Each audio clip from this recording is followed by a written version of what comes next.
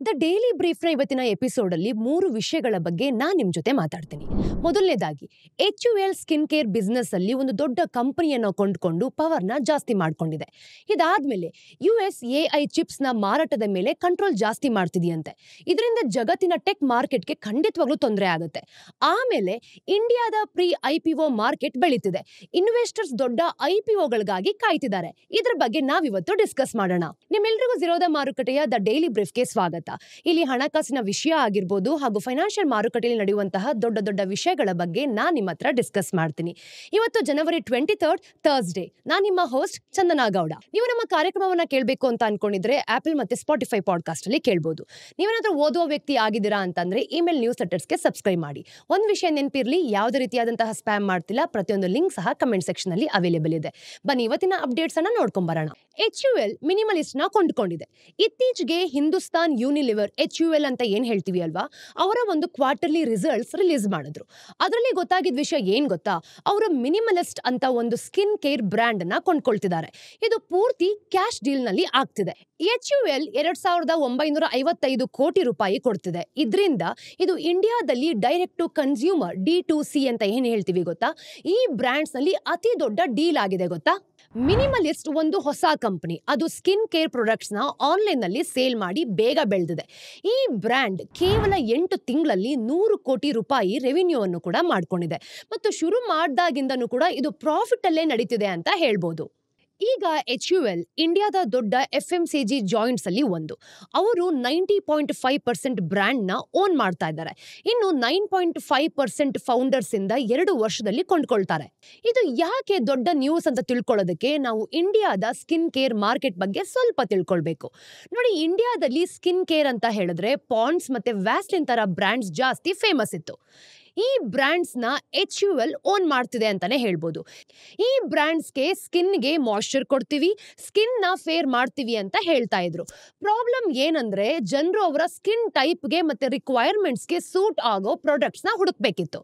ಅದಕ್ಕೆ ಈಗ ಹೊಸ ತರ ಸ್ಕಿನ್ ಕೇರ್ ಬ್ರ್ಯಾಂಡ್ಸ್ ಗಳು ಪಾಪ್ಯುಲರ್ ಆಗ್ತಿದೆ. ಈ ಬ್ರ್ಯಾಂಡ್ಸ್ ನಲ್ಲಿ ಮಿನಿಮಲಿಸ್ಟ್ ಕೂಡ ಒಂದು ಅಂತ ಹೇಳ್ಬೋದು. ಇವರು ಪ್ರಾಡಕ್ಟ್ಸ್ ನ ಸ್ಪೆಸಿಫಿಕ್ ಪ್ರಾಬ್ಲಮ್ಸ್ಗೆ ಸೇಲ್ ಮಾಡ್ತಾರೆ. ಫಾರ್ ಎಕ್ಸಾಂಪಲ್, ಮಿನಿಮಲಿಸ್ಟ್ ಹತ್ರ ಆಕ್ನಿಗೆ, ಹೈಪರ್ ಪಿಗ್ಮೆಂಟೇಷನ್ಗೆ ಮತ್ತೆ ಅನ್ಇವನ್ ಸ್ಕಿನ್ ಟೋನ್ಗೆ ತಕ್ಕ ಹಾಗೆ ಸ್ಪೆಸಿಫಿಕ್ ಪ್ರಾಡಕ್ಟ್ಸ್ ಇದೆ. ಸಿಂಪಲ್ ಆಗಿ ಹೇಳ್ಬೇಕು ಅಂತಂದ್ರೆ ಈ ಹೊಸ ಬ್ರ್ಯಾಂಡ್ಸ್ ಜನರಿಗೆ ಒಂದು ಜನರಿಕ್ ಪ್ರಾಡಕ್ಟ್ಸ್ ಅಂತಾನೆ ಹೇಳ್ಬೋದು. ಅವರ ಪ್ರಾಬ್ಲಮ್ಗೆ ಸೂಟ್ ಆಗೋ ತರ ಈ ಒಂದು ಪ್ರಾಡಕ್ಟ್ಸ್ ಮಾಡೋ ಬದಲು ಪ್ರಾಡಕ್ಟ್ಸ್ ನಲ್ಲಿ ಇರುವಂತಹ ಒಂದು ಇಂಗ್ರೀಡಿಯೆಂಟ್ಸ್ ಏನ್ ಮಾಡತ್ತೆ ಅಂತ ಹೇಳ್ತಾರೆ. ಇನ್ನು HUL ತರ ಒಂದು ದೊಡ್ಡ ಕಂಪನಿಗಳು ಒಂದು ಹೊಸ ಬ್ರ್ಯಾಂಡ್ಸ್ ಸಕ್ಸಸ್ ಆಗ್ತಿದೆ ಅಂತ ನೋಡಿದಾಗ ಅವರು ಸ್ವಂತ ಪ್ರಾಡಕ್ಟ್ಸ್ ನ ಲಾಂಚ್ ಮಾಡೋ ಬದಲು ಬೇರೆ ಕಂಪನಿನ ಯಾಕೆ ಕೊಂಡ್ಕೊಳ್ತಾರೆ? ಇದಕ್ಕೆ ಉತ್ತರ ಏನಂದ್ರೆ, ದೊಡ್ಡ ಕಂಪನಿಗಳಿಗೆ ಹೊಸ ಏರಿಯಾದಲ್ಲಿ ಬೇಗ ಮೂವ್ ಮಾಡೋದು ತುಂಬಾನೇ ಕಷ್ಟ. ಇನ್ನು ದೊಡ್ಡ ಆರ್ಗನೈಸೇಷನ್ಸ್ ನಲ್ಲಿ ಪರ್ಮಿಷನ್ ತಗೊಳ್ಳೋದಾಗಿರ್ಬೋದು ಮತ್ತೆ ಪ್ರಾಸೆಸ್ ತುಂಬಾ ಸ್ಲೋ ಇರುತ್ತೆ. ಆದ್ರೆ ಸ್ಟಾರ್ಟ್ಅಪ್ಸ್ ಗಳಲ್ಲಿ ಆ ರೀತಿ ಇರೋದಿಲ್ಲ. ಬೇಗ ಚೇಂಜ್ ಆಗ್ಬೋದು ಮತ್ತೆ ಹೊಸ ಪ್ರಾಡಕ್ಟ್ಸ್ ನ ಬೇಗ ರಿಲೀಸ್ ಸಹ ಮಾಡಬಹುದು. ಇನ್ನು ಮಿನಿಮಲಿಸ್ಟ್ ತರ ಒಂದು ಬ್ರ್ಯಾಂಡ್ಸ್ ನ ಕೊಂಡ್ಕೊಂಡ್ರೆ HUL ಗೆ ಅದರ ಒಂದು ಆನ್ಲೈನ್ ಫಾಲೋಯಿಂಗ್ ಆಗಿರ್ಬೋದು, ಪ್ರಾಡಕ್ಟ್ಸ್ ಫಾರ್ಮುಲಾಸ್ ಆಗಿರ್ಬೋದು ಮತ್ತೆ ಇಂಗ್ರೀಡಿಯೆಂಟ್ಸ್ ಬಗ್ಗೆ ಟ್ರಾನ್ಸ್ಪರೆಂಟ್ ಆಗಿರುವಂತಹ ಒಂದು ರೆಪ್ಯುಟೇಷನ್ ಸಹ ಸಿಗತ್ತೆ. ಇನ್ನು HUL ಹತ್ರ ಇಂಡಿಯಾದಲ್ಲಿ ಫಿಸಿಕಲ್ ಸ್ಟೋರ್ಸ್ ನಲ್ಲಿ ತುಂಬಾ ಡಿಸ್ಟ್ರಿಬ್ಯೂಷನ್ ನೆಟ್ವರ್ಕ್ ಸಹ ಇದೆ. ಅಂದ್ರೆ ಮಿನಿಮಲಿಸ್ಟ್ ಈಗ ಆನ್ಲೈನ್ ನಲ್ಲಿ ಮಾತ್ರ ಅಲ್ಲ, ಆಫ್ಲೈನ್ ನಲ್ಲಿನೂ ಕೂಡ ಒಂದು ಪ್ರಾಡಕ್ಟ್ಸ್ ನ ತಗೊಳ್ಬೇಕು ಅಂತ ಇರೋರಿಗೆ ತಲುಪಬಹುದು. ಮಿನಿಮಲಿಸ್ಟ್ ಪ್ರಾಫಿಟ್ ಮಾಡಿದ್ರು ಕೂಡ ಯಾಕೆ ಅವರು ಇಷ್ಟು ಓನರ್ಶಿಪ್ ನ ಸೇಲ್ ಮಾಡೋದಕ್ಕೆ ಒಪ್ಕೊಂಡ್ರು ಅಂತ ನೀವು ಕೇಳ್ಬೋದು. ಮಿನಿಮಲಿಸ್ಟ್ ನ ಫೌಂಡರ್ಸ್ಗೆ HUL ಜೊತೆ ಸೇರ್ಕೊಂಡ್ರೆ ತುಂಬಾ ಬೆನಿಫಿಟ್ಸ್ ಇದೆ ಅಂತ ಗೊತ್ತಾಯ್ತು. ಈಗ ನಾವು ನೋಡಿದ್ರೆ ಮಿನಿಮಲಿಸ್ಟ್ ಚೆನ್ನಾಗೇನೋ ನಡೀತಿದೆ, ಆದ್ರೆ ಬಿಸ್ನೆಸ್ ನ ನೆಕ್ಸ್ಟ್ ಲೆವೆಲ್ ತಗೊಂಡು ಹೋಗೋದಕ್ಕೆ ಜಾಸ್ತಿ ದುಡ್ಡು ಆಗಿರ್ಬೋದು, ಡೀಪ್ ಸಪ್ಲೈ ಚೈನ್ಸ್ ಆಗಿರ್ಬೋದು ಮತ್ತೆ ಜಾಸ್ತಿ ಜನ ಕೂಡ ಬೇಕಾಗತ್ತೆ. ಇದನ್ನೆಲ್ಲ ನೋಡಿದಾಗ HUL ಹತ್ರ ಇದೆಲ್ಲನೂ ಕೂಡ ಇದೆ. ಹಾಗೇನೆ ಫೌಂಡರ್ಸ್ಗೆ ಅವರ ಕೆಲಸದಲ್ಲಿ ಫೋಕಸ್ ಸಹ ಮಾಡ್ಬೋದು. ಅಂದ್ರೆ ಹೊಸ ಸ್ಕಿನ್ ಕೇರ್ ಐಡಿಯಾಸ್ ಮತ್ತೆ ಪ್ರಾಡಕ್ಟ್ಸ್ ನ ಕ್ರಿಯೇಟ್ ಮಾಡೋದು ಮತ್ತೆ ಬ್ರ್ಯಾಂಡ್ ಐಡೆಂಟಿಟಿನ ಒಂದು ಮೇಂಟೈನ್ ಮಾಡೋದು, ಇದೆಲ್ಲದಕ್ಕೂ ಸಹ ತುಂಬಾ ಈಸಿ ಆಗತ್ತೆ. ಹಾಗೇನೆ HUL ಬ್ರ್ಯಾಂಡ್ ಇನ್ನೊಂದ್ ಕಡೆ ನ್ಯಾಷನಲ್ ಮತ್ತೆ ಗ್ಲೋಬಲ್ ಆಗಿ ಎಕ್ಸ್ಪ್ಯಾಂಡ್ ಮಾಡೋದಕ್ಕೂ ಸಹ ಈ ಒಂದು ಬ್ರ್ಯಾಂಡ್ಗೆ ಹೆಲ್ಪ್ ಮಾಡ್ತಾರೆ.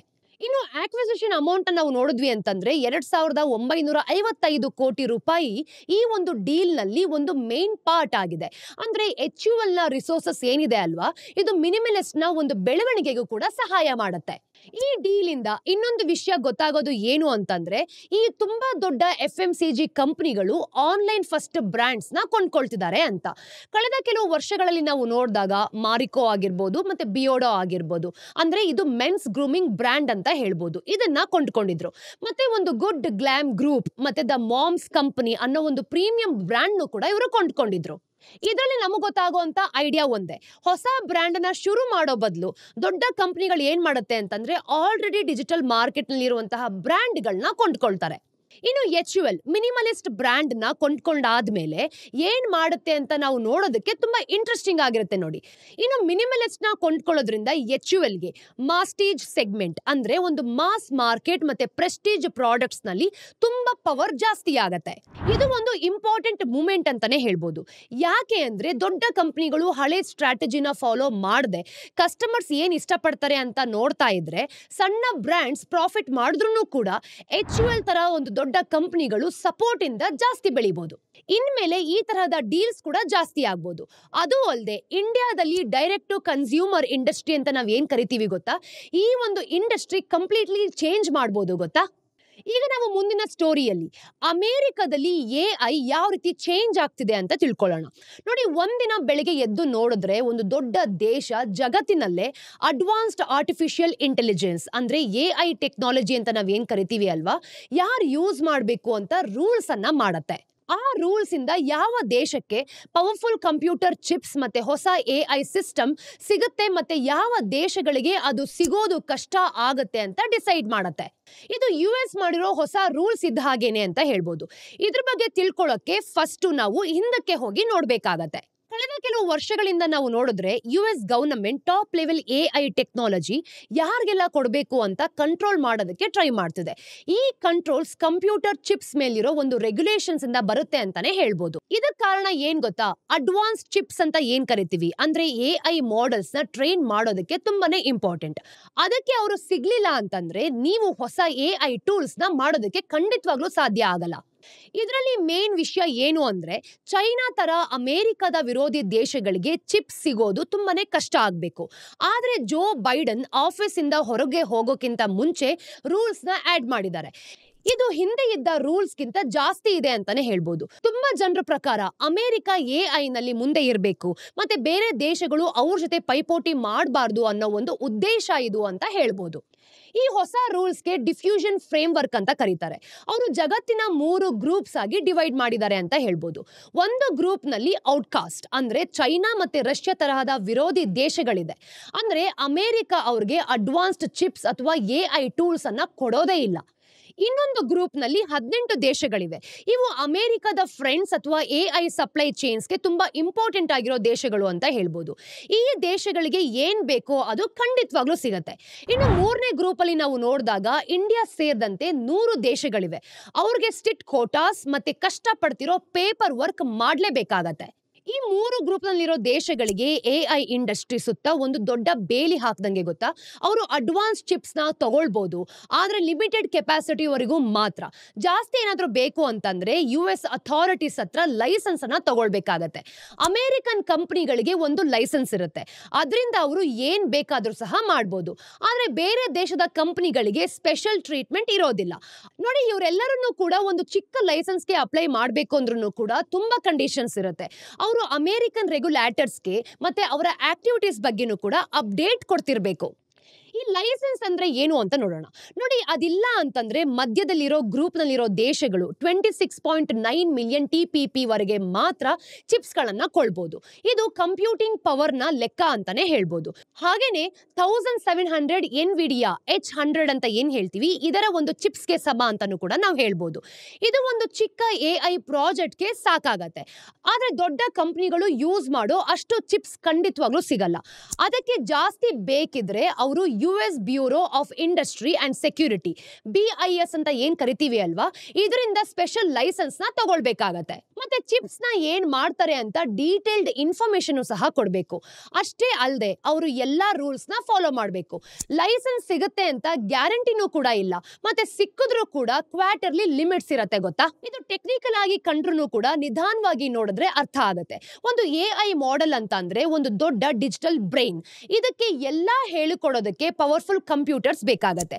ಟ್ರೈನಿಂಗ್ ಮುಗಿದಾದ್ಮೇಲೆ AI ಬ್ರೈನ್ ನ ಮಾಡೆಲ್ ವೇಟ್ಸ್ ಏನಿರುತ್ತೆ ಅಲ್ವಾ, ಇದು ಒಂದು ರೂಪದಲ್ಲಿ ಶೇರ್ ಮಾಡ್ತಾರೆ. ಈ ವೇಟ್ಸ್ ಕಂಪ್ಯೂಟರ್ಗೆ ಡೇಟಾ ಬಗ್ಗೆ ಹೇಗೆ ಥಿಂಕ್ ಮಾಡಬೇಕು ಅಂತ ಹೇಳತ್ತೆ. ಇನ್ನು ಹೊಸ ಅಮೆರಿಕನ್ ರೂಲ್ಸ್ ಪ್ರಕಾರ ಒಂದು ಮಾಡೆಲ್ ತುಂಬಾ ದೊಡ್ಡದಿದ್ರೆ ನೀವು ಅದರ ಒಂದು ಫೈನಲ್ ವರ್ಷನ್ ನ ಬೇರೆ ದೇಶಕ್ಕೆ ಕಳ್ಸೋದಕ್ಕೂ ಸಹ ಪರ್ಮಿಷನ್ ಅನ್ನ ತಗೊಳ್ಬೇಕು. ಅಂದ್ರೆ US ಹೊರಗಡೆ ಇರೋ AI ಟ್ರೈನ್ ಮಾಡೋ ಕೆಲಸನ ಸ್ಕಿಪ್ ಮಾಡೋದಕ್ಕೆ ಟ್ರೈ ಮಾಡಿದ್ರೆ ಅವರು ಫಿನಿಶ್ ಆಗಿರೋ ಬ್ರೈನ್ ನ ಇಂಪೋರ್ಟ್ ಮಾಡೋದಕ್ಕೆ ಆಗೋದೇ ಇಲ್ಲ. ಅವರು ಅಮೆರಿಕನ್ ಸ್ಟ್ಯಾಂಡರ್ಡ್ಸ್ ನ ಫಾಲೋ ಮಾಡಬೇಕು. ಇನ್ನೊಂದು ಪ್ರಾಬ್ಲಮ್ ಏನು ಅಂತಂದ್ರೆ ಹೊಸ ರೂಲ್ಸ್ 10⁻26 ಆಪರೇಷನ್ಸ್ ಗಿಂತ ಜಾಸ್ತಿ ಇರೋ AI ಮಾಡೆಲ್ಸ್ಗೆ ಥ್ರೆಶೋಲ್ಡ್ ಫಿಕ್ಸ್ ಮಾಡಿದೆ. ಇದು ಖಂಡಿತವಾಗ್ಲೂ ದೊಡ್ಡ ನಂಬರ್. ನಿಮ್ಗೆ ಅರ್ಥ ಆಗೋ ಹಾಗೆ ಹೇಳ್ಬೇಕು ಅಂತಂದ್ರೆ GPT-3 ನ ಟ್ರೈನ್ ಮಾಡೋದಕ್ಕೆ 3/10 ಕ್ಯಾರೆಟ್ 23 ಆಪರೇಷನ್ಸ್ ಬೇಕಿತ್ತು. ಈಗ GPT-4 ನ ಟ್ರೈನ್ ಮಾಡೋದಕ್ಕೆ 2/10 ಕ್ಯಾರೆಟ್ 25 ಆಪರೇಷನ್ಸ್ ಬೇಕಾಗಿದೆ.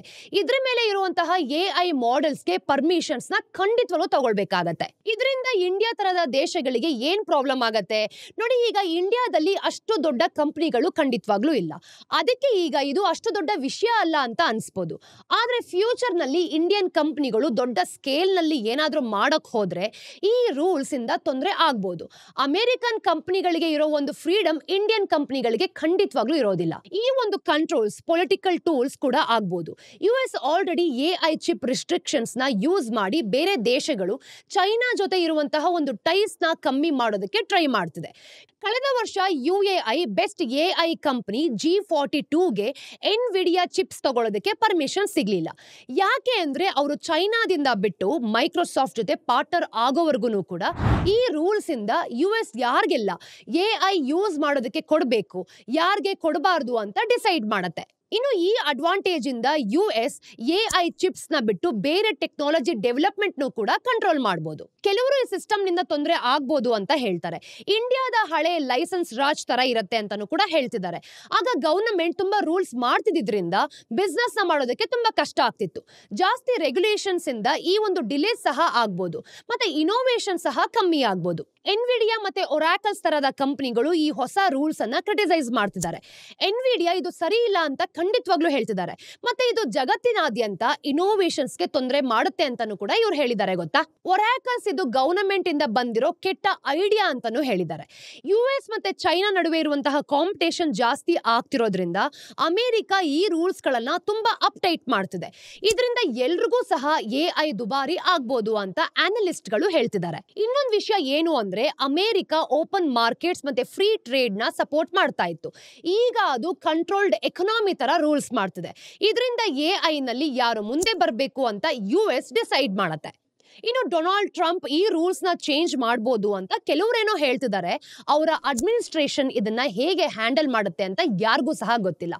ಆದ್ರೆ ಈಗ ಜಗತ್ತು US ಮತ್ತೆ ಅದರ ಫ್ರೆಂಡ್ಸ್ಗೆ ಹೆಲ್ಪ್ ಮಾಡೋ ಒಂದು ಸಿಸ್ಟಮ್ ಜೊತೆ ಇರಬೇಕಾಗತ್ತೆ.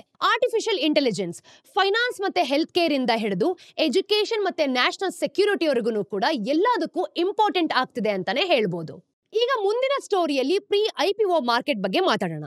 ನೋಡಿ, ಇಂಡಿಯಾದಲ್ಲಿ ಪ್ರೀ IPO ಮಾರ್ಕೆಟ್ ಅಂದ್ರೆ IPOಗೂ ಮುಂಚೆ ಷೇರುಗಳನ್ನ ಕೊಳ್ಳೋದಕ್ಕೆ ಒಂದು ಅಫಿಷಿಯಲ್ ಮಾರ್ಕೆಟ್ ಶುರು ಆಗಬಹುದು. Association of investment bankers in India AIBI ಇವರು ಆಯೋಜಿಸಿದಂತಹ ಕಾರ್ಯಕ್ರಮದಲ್ಲಿ ಸೆಬಿ ಚೇರ್ಪರ್ಸನ್ ಮಾಧಬಿ ಪುರಿ ಬುಚ್ ಇವರು ಏನ್ ಮಾಡಿದ್ರು ಗೊತ್ತಾ ಅಂದ್ರೆ ಸೆಬಿ ಸ್ಟಾಕ್ ಎಕ್ಸ್ಚೇಂಜ್ ಜೊತೆ ಸೇರ್ಕೊಂಡು ಈ ಮಾರ್ಕೆಟ್ ಅನ್ನ ಫಾರ್ಮಲೈಸ್ ಮಾಡೋದಕ್ಕೆ ವರ್ಕ್ ಮಾಡ್ತಿದ್ದಾರೆ ಅಂತ ಹೇಳಿದ್ದಾರೆ. ಈಗ IPOಗಾಗಿ ಬಿಡ್ ಮಾಡೋದು ಮುಗಿದ ಮೇಲೆ ಕಂಪನಿ 3 ದಿನದ ಒಳಗಡೆ ಸ್ಟಾಕ್ ಎಕ್ಸ್ಚೇಂಜ್ ನಲ್ಲಿ ಲಿಸ್ಟ್ ಆಗಬೇಕು. ಉದಾಹರಣೆಗೆ ಒಂದು IPO ಸೋಮವಾರ ಏನಾದ್ರೂ ಕ್ಲೋಸ್ ಆದ್ರೆ ಕಂಪನಿ ಗುರುವಾರ ಲಿಸ್ಟ್ ಆಗತ್ತೆ. ಅದಕ್ಕೆ ಪ್ರೀ IPO ಮಾರ್ಕೆಟ್ ಮಂಗಳವಾರ ಮತ್ತೆ ಬುಧವಾರ ಮಾತ್ರ ಟೈಮ್ ಸಿಗತ್ತೆ. ಇಲ್ಲಿ ಒಂದು ಇಂಪಾರ್ಟೆಂಟ್ ಪ್ರಶ್ನೆ ಏನು ಅಂತಂದ್ರೆ ಯಾರು ಇದರಲ್ಲಿ ಪಾರ್ಟಿಸಿಪೇಟ್ ಮಾಡಬಹುದು, ಯಾರಿಗೆಲ್ಲ ಅಲಾಟ್ಮೆಂಟ್ ಸಿಗತ್ತೆ ಅಂತ ಗೊತ್ತಿದೆಯೋ ಅವ್ರಿಗೆ ಮಾತ್ರ ಪರ್ಮಿಷನ್ ಕೊಡ್ತಾರೆ. ಈಗ ಮಂಗಳವಾರ ರಾತ್ರಿ ಅಲಾಟ್ಮೆಂಟ್ಸ್ ಫೈನಲ್ ಆಗತ್ತೆ ಅಂತಂದ್ರೆ ಆಗ ಪ್ರೀ IPO ಟ್ರೇಡಿಂಗ್ಗೆ ಬರೀ ಬುಧವಾರ ಮಾತ್ರ ಸಿಗತ್ತೆ. ಅದಕ್ಕೆ ಗುರುವಾರ ಕಾಯೋದು ಬೆಸ್ಟ್. ಅಥವಾ ಅಲಾಟ್ಮೆಂಟ್ ಇಲ್ಲದೆ ಯಾರಾದರೂ ಪಾರ್ಟಿಸಿಪೇಟ್ ಮಾಡೋದಕ್ಕೆ ಪರ್ಮಿಷನ್ ಕೊಟ್ರೆ ಅದು ಒಂದು ಸ್ಪೆಕ್ಯುಲೇಟಿವ್ ಮಾರ್ಕೆಟ್ ಆಗಿ ಚೇಂಜ್ ಆಗ್ಬೋದು. ಅಲ್ಲಿ ಲಿಸ್ಟ್ ಆಗೋವರೆಗೂ ಕೂಡ ಟ್ರೇಡ್ ಮಾಡ್ಬೋದು. ಇದರಿಂದ ಪ್ರೀ IPO ಮಾರ್ಕೆಟ್ ಜಾಸ್ತಿ ದಿನ ಓಪನ್ ಇರುತ್ತೆ. ಆದ್ರೆ ಈ ತರ ಮಾಡಿದ್ರೆ ಸ್ಟಾಕ್ ಲಿಸ್ಟ್ ಆಗೋದಕ್ಕೂ ಕೂಡ ಮುಂಚೆ F&O ಅಂದ್ರೆ ಈ ಟ್ರೇಡಿಂಗ್ ಏನಿರುತ್ತೆ ಅಲ್ವಾ, ಇದಕ್ಕೆ ಅವಕಾಶ ಕೊಟ್ಟಂಗೆ ಖಂಡಿತವಾಗ್ಲೂ ಆಗತ್ತೆ. ಸದ್ಯಕ್ಕೆ ಇಷ್ಟು ಮಾತ್ರ ಗೊತ್ತಿದೆ ನೋಡಿ, ಏನೋ ಒಂದು ಪ್ಲಾನ್ ನಡೀತಿದೆ. ಸೆಬಿ ಮತ್ತೆ ಸ್ಟಾಕ್ ಎಕ್ಸ್ಚೇಂಜಸ್ ಸೇರಿ ಈ ಮಾರ್ಕೆಟ್ಗೆ ಹೇಗೆ ವರ್ಕ್ ಆಗುತ್ತೆ ಅಂತ ಡಿಸೈಡ್ ಮಾಡ್ತಿದ್ದಾರೆ. ಈ ಒಂದು ಅನೌನ್ಸ್ಮೆಂಟ್ ಇಂಪಾರ್ಟೆಂಟ್ ಆಗಿದ್ರೂ ಕೂಡ ತುಂಬಾ ವಿಷಯಗಳ ಬಗ್ಗೆ ಇನ್ನೂ ಕೂಡ ಕ್ಲಾರಿಟಿ ಸಿಕ್ಕಿಲ್ಲ. ಕೆಲವು ಮೀಡಿಯಾ ರಿಪೋರ್ಟ್ಸ್ ಫ್ರೇಮ್ ವರ್ಕ್ ಬಗ್ಗೆ ಹೇಳಿದ್ರು ಸೆಬಿ ಡೀಟೇಲ್ಸ್ ಕೊಟ್ಟ ಮೇಲೆನೆ ಎಲ್ಲನೂ ಕೂಡ ಕ್ಲಿಯರ್ ಆಗಿ ನಮಗೆ ಗೊತ್ತಾಗೋದು. ಈ ಮಧ್ಯೆ IPOಗಾಗಿ ಅಂದ್ರೆ ಅನ್ಅಫಿಷಿಯಲ್ ಗ್ರೇ ಮಾರ್ಕೆಟ್ ಇನ್ನೂ ಕೂಡ ನಡೀತಿದೆ ಅಂತ ಹೇಳ್ಬೋದು. ಇದು IPO ರೋಡ್ ಶೋ ಶುರು ಆದಾಗಿಂದ ಲಿಸ್ಟಿಂಗ್ ಡೇಟ್ ವರೆಗೂ ಕೂಡ ಇರುತ್ತೆ. ಇದನ್ನ ನಾವು ನೋಡಿದಾಗ ಇಲ್ಲಿರೋ ಟ್ರೇಡ್ಸ್ ಬರೀ ಬೆಟ್ಸ್ ತರ, ಅದು ಅಫಿಷಿಯಲ್ ಚಾನಲ್ಸ್ ಇಂದ ಹೊರಗಡೆ ನಡೀತಿರುತ್ತೆ. ಸ್ಟಾಕ್ ಮಾರ್ಕೆಟ್ ಪುಂಟರ್ಸ್ ಏನಿರ್ತಾರೆ ಅಲ್ವಾ, ಈ ರಿಸ್ಟ್ರಿಕ್ಟೆಡ್ ಮಾರ್ಕೆಟ್ ಗಿಂತ ಗ್ರೇ ಮಾರ್ಕೆಟ್ ನ ಜಾಸ್ತಿ ಇಷ್ಟಪಡಬಹುದು. ಸ್ನೇಹಿತರೆ, ಇವತ್ತಿನ ಟೆಡ್ ಬಿಟ್ಸ್ ಏನು ಅಂತ ನೋಡ್ಕೊಂಬರೋಣ. ನಂಬರ್ 1, JSW ಗ್ರೂಪ್ ಮಹಾರಾಷ್ಟ್ರದಲ್ಲಿ 3 ಲಕ್ಷ ಕೋಟಿ ರೂಪಾಯಿಯನ್ನ ಇನ್ವೆಸ್ಟ್ ಮಾಡ್ತಿದೆ. Steel production, renewable energy, electrical vehicles, lithium ion batteries ಮತ್ತೆ ಸೋಲಾರ್ ಮಾಡ್ಯೂಲ್ಸ್ ಅಂತ ಏನ್ ಕರಿತೀವಿ ಗೊತ್ತಾ, ಇದಕ್ಕೋಸ್ಕರನೇ ಇನ್ವೆಸ್ಟ್ ಮಾಡ್ತಿದ್ದಾರೆ. ಇನ್ನು ಸ್ಟೇಟ್ ಗವರ್ನಮೆಂಟ್ ಬೇಗ ಪರ್ಮಿಷನ್ ಮತ್ತೆ ಟ್ಯಾಕ್ಸ್ ಇನ್ಸೆಂಟಿವ್ಸ್ ಕೊಡ್ತೀವಿ ಅಂತಾನೂ ಕೂಡ ಹೇಳಿದ್ದಾರೆ. ಇದರಿಂದ ತುಂಬಾ ಜಾಬ್ಸ್ ಕ್ರಿಯೇಟ್ ಆಗುತ್ತೆ ಮತ್ತೆ ಮಹಾರಾಷ್ಟ್ರದ ಎಕನಾಮಿಕ್ ಗ್ರೋತ್ ಸಹ ಜಾಸ್ತಿ ಆಗುತ್ತೆ. ನಂಬರ್ 2, ಗೋಲ್ಡ್ ಪ್ರೈಸಸ್ 11 ವಾರದಲ್ಲಿ ಜಾಸ್ತಿ ಆಗಿದೆ. ಸ್ಪಾಟ್ ಗೋಲ್ಡ್ ಅಂತ ನೋಡಿದಾಗ $2,751.89 ಪರ್ ಔನ್ಸ್ಗೆ ಏರಿದೆ ಅಂತಾನೆ ಹೇಳ್ಬೋದು. ಮತ್ತೆ US ಗೋಲ್ಡ್ ಫ್ಯೂಚರ್ ನಾವು ನೋಡಿದ್ವಿ ಅಂತಂದ್ರೆ $2,768.40 ಪರ್ ಔನ್ಸ್ಗೆ ತಲುಪಿದೆ. ಇನ್ನು ಈ ಪ್ರೈಸಸ್ ಅಕ್ಟೋಬರ್ ನಲ್ಲಿ ಇದ್ದ $2,790.15 ಪರ್ ಔನ್ಸ್ ಹತ್ರ ಬರ್ತಿದೆ. ಇನ್ನು US president Donald Trump European ಇಂದ ಬರುವಂತಹ ವಸ್ತುಗಳ ಮೇಲೆ ಟ್ಯಾರಿಫ್ಸ್ ಮತ್ತೆ ಚೈನಾ ಇಂದ ಬರುವಂತಹ ವಸ್ತುಗಳ ಮೇಲೆ ಫೆಬ್ರವರಿ 1 ರಿಂದ 10% ಟ್ಯಾರಿಫ್ ಹಾಕ್ತೀನಿ ಅಂತ ಹೇಳಿರೋದ್ರಿಂದ ಗ್ಲೋಬಲ್ ಮಾರ್ಕೆಟ್ ನಲ್ಲಿ ತುಂಬಾ ಭಯ ಶುರುವಾಗೋಗಿದೆ. ನಂಬರ್ 3, SR ರಿನ್ಯೂವಬಲ್ಸ್ ಮಹಾರಾಷ್ಟ್ರದಲ್ಲಿ 2 ಗಿಗಾವಾಟ್ ರಿನ್ಯೂವಬಲ್ ಎನರ್ಜಿನ ಡೆವಲಪ್ ಮಾಡಬೇಕು ಅಂತಾನೆ 8,000 ಕೋಟಿ ರೂಪಾಯಿಯನ್ನ ಇನ್ವೆಸ್ಟ್ ಮಾಡ್ತಿದೆ. ಬ್ಲೂ ಎನರ್ಜಿ ಮೋಟರ್ಸ್ಗೆ ಎಲೆಕ್ಟ್ರಿಕ್ ವೆಹಿಕಲ್ ಟ್ರಕ್ ಚಾರ್ಜಿಂಗ್ ಕೂಡ ಮಾಡುತ್ತೆ. ಇನ್ನು 2026 ಹಾಗೂ 27 ಫೈನಾನ್ಷಿಯಲ್ ಇಯರ್ ಅಲ್ಲಿ ನಾವು ನೋಡಿದಾಗ ಈ ಪ್ರಾಜೆಕ್ಟ್ಸ್ ನ ಸ್ಟಾರ್ಟ್ ಮಾಡ್ತಾರೆ ಮತ್ತೆ 2,000ಕ್ಕಿಂತ ಹೆಚ್ಚು ಜನರಿಗೆ ಜಾಸ್ತಿ ಜಾಬ್ ಸಿಗತ್ತೆ. ಸ್ನೇಹಿತರೆ, ಇದು ಇವತ್ತಿನ ಝೀರೋದ ಮಾರುಕಟ್ಟೆಯ ದ ಡೈಲಿ ಬ್ರೀಫ್ ನ ಅಪ್ಡೇಟ್. ನಿಮ್ಮೆಲ್ಲರಿಗೂ ಸಹ ವಿಡಿಯೋ ಇಷ್ಟ ಆದಲ್ಲಿ ಲೈಕ್ ಮಾಡಿ, ಶೇರ್ ಮಾಡಿ, ಸಬ್ಸ್ಕ್ರೈಬ್ ಮಾಡಿ. ಮತ್ತಷ್ಟು ಅಪ್ಡೇಟ್ಸ್ ಒಂದಿಗೆ ನಾನು ನಿಮ್ಮ ಮುಂದೆ ಬರ್ತೀನಿ. ಅಲ್ಲಿ ತನಕ ಟೇಕ್ ಕೇರ್. ನಾನು ನಿಮ್ಮ ಚಂದನ, ಸೈನಿಂಗ್ ಆಫ್.